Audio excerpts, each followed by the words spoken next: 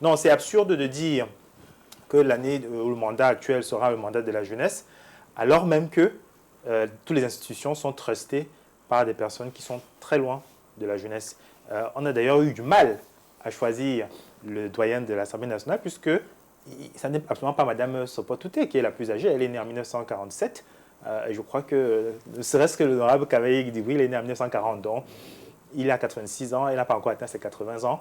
Je crois que oui, s'il fallait faire doyen d'âge réellement, c'est lui qu'on aurait dû choisir. Mais comme on se retrouve dans la situation où ça fait déjà 35 ans qu'il est là, il est devenu le doyen sans s'en rendre compte peut-être, et ce serait difficile de le présenter comme le doyen d'âge qui ouvre la session officiellement et ensuite le faire réélire. Puisque au RDPC, apparemment, il n'y a aucune personne compétente pour faire ce rôle de président de l'Assemblée nationale, à part M. Cavaillé-Guizébil depuis 35 ans. Donc, 35 ans, c'est l'âge que beaucoup de Camerounais ont.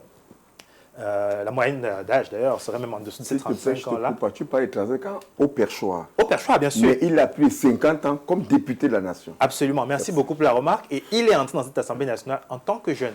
Il était enseignant d'EPS.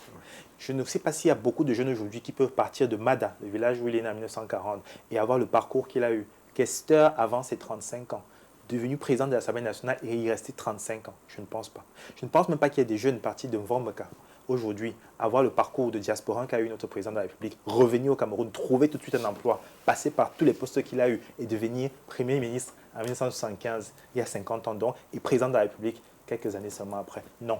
Ce sont des personnes qui ont pris l'ascenseur social, facilité d'ailleurs par l'argent public souvent, et qui ont bouché cet ascenseur social pour tous ceux qui suivaient. Et si vous voulez essayer même un temps soit peu de prendre l'escalier, on vous le ferme.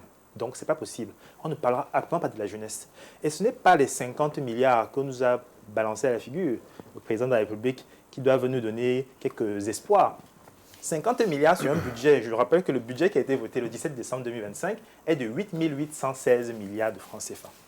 Donc, dire que la priorité de ce mandat sera la jeunesse et lui consacrer 50, ce n'est même pas 1% de ce budget-là. Qu'est-ce que vous voulez faire avec 50 milliards? Vous le distribuez à 3 entrepreneurs sérieux. Je crois que c'est fini. On ne peut pas envisager quelque chose de réel avec ces 50 milliards.